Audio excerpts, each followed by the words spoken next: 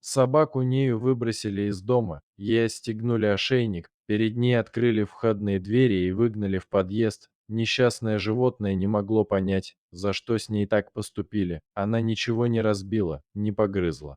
Разве что Нея была уже старенькой. Собака немного поскулила и улеглась на соседний коврик. Нея с грустью смотрела на закрытую дверь. В этой квартире прошла почти вся ее жизнь.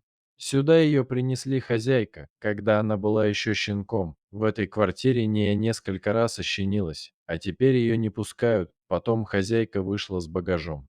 Собака встала на лапы, но женщина прошла мимо, делая вид, что она не видит животное. Несколькими часами позже из соседней двери вышел молодой человек. Он случайно дверью толкнул собаку, и та с визгом отбежала.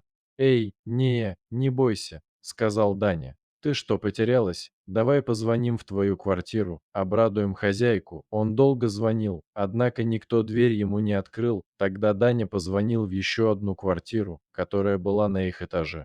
Ему открыла пожилая дама в розовом халате. «Зинаида Прокофьевна, вы не знаете, где Елена Николаевна, хозяйка Неи?» Поинтересовался молодой человек. Пенсионерка рассказала ему, что она собиралась к своей сестре в Забайкалье. И, скорее всего, Леночка не будет возвращаться. Она говорила, что продает квартиру и уже даже нашла покупателя, сказала Зинаида Прокофьевна. А как же собака? Удивился парень.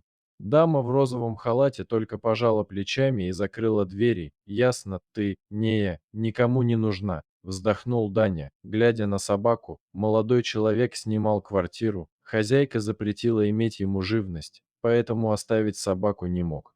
Он обзвонил несколько приютов для животных, но все они были переполнены и взять Нею не могли. Тогда парень набрал номер телефона хозяйки своей квартиры и сообщил, что будет срочно съезжать. Почему такая срочность? Поинтересовалась владелица квартиры. Даня рассказал историю про Нею и о том, что решил оставить собаку себе. Пару секунд хозяйка молчала. «Ладно, Даня, оставайся.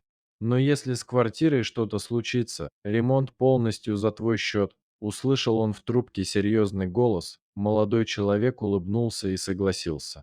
После того, как он положил трубку и обнял собаку, Нея поняла, что теперь у нее новый хозяин.